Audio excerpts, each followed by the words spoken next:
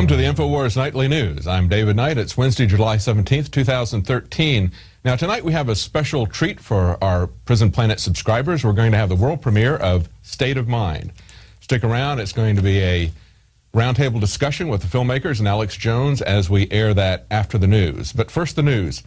Now, if you remember when Snowden leaked the information about the PRISM program and how our information was being collected by Microsoft and a lot of other companies, the companies that were named, the companies involved, issued carefully worded denials saying they had absolutely nothing to do with it as it was depicted in the leaked top secret slides.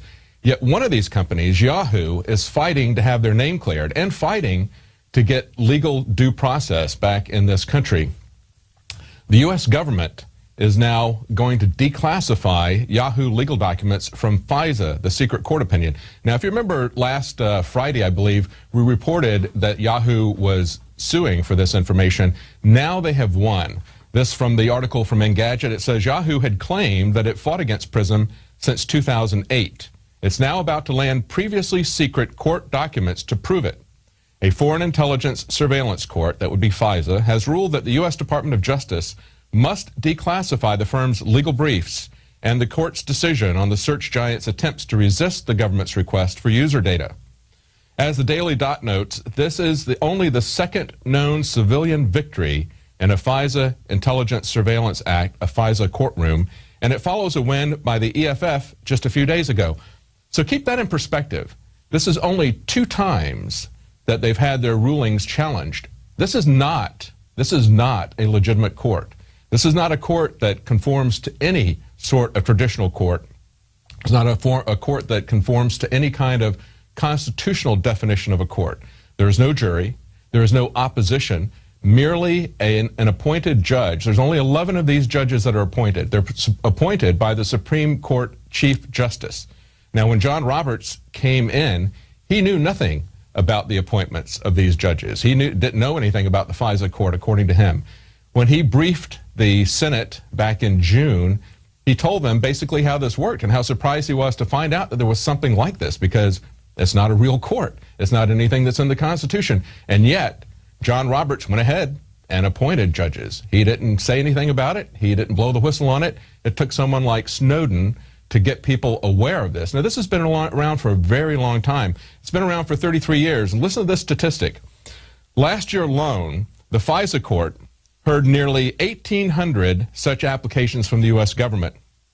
Not a single request for surveillance was denied. In its entire 33-year history, the FISA court has rejected only 11 out of 34,000 requests for information.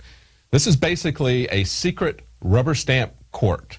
It gives the government anything that they want, and they presume then that they have legal coverage to do whatever they want because they've got this secret court that nobody knows about. We're not even entitled as the public to see these court opinions, even though they maintain that they are modifying our Constitution with these secret decisions.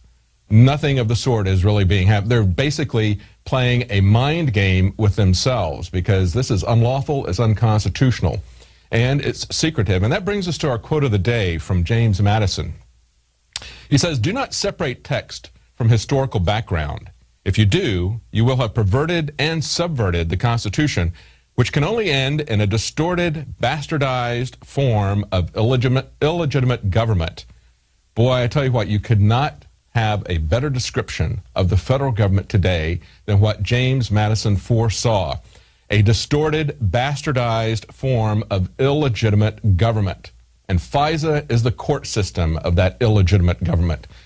It flies in the face of tradition as well as law. As he was pointing out, you cannot separate the text of the Constitution from a historical background. The historical background for the Fourth Amendment, for the Fifth Amendment, for basically our Bill of Rights, as well as our judicial system, were things like the Star Chamber Court that met in England, where there were these secret hearings that were met, where you were not allowed to even know, in many cases, that you were being investigated, where you were called in and maybe compelled to testify against yourself, where you could not see the decisions. You merely suffered the effects of that court.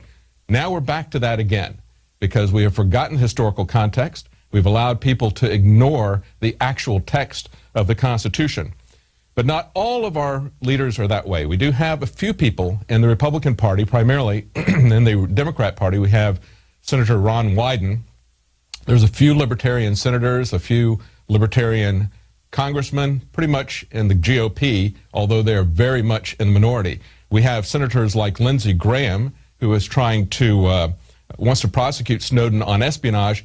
He just came out and said that he wants to boycott the Olympics being held in Russia if they even think about giving him asylum there. This person, Lindsey Graham, is up for re-election. We need to make sure that we don't return statists like him to office.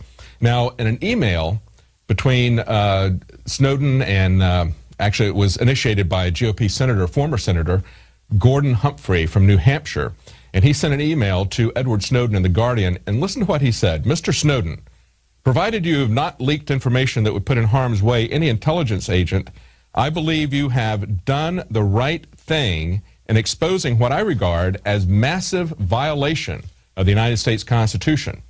Now, Greenwald wrote back to him to verify that this was in fact coming from the senator, and he replied back and said, yes, it was I who sent this. And he said, I wanted to thank him for exposing astonishing violations of the U.S. Constitution and encouraging him to persevere in the search for asylum. To my knowledge, Mr. Snowden has disclosed only the existence of a program and not details that would place any person in harm's way. I regard him as a courageous whistleblower. And he said, I object to the monumentally disproportionate campaign being waged by the U.S. government against Edward Snowden while no effort is being made to identify, remove from office, and bring to justice those officials who have abused power seriously and repeatedly violating the Constitution of the United States and the rights of millions of unsuspecting citizens. Well, I think Gordon Humphrey needs to get back in the political arena. I know he's retired at this point. Maybe he's not interested in getting back into politics, but we need statesmen like that who will point out that it is not Snowden that we should be going after, but the criminals who violated their oath of office, who violated the Constitution. There's no talk about that from the Justice Department, from the Obama administration, or from Republicans like Lindsey Graham and John McCain.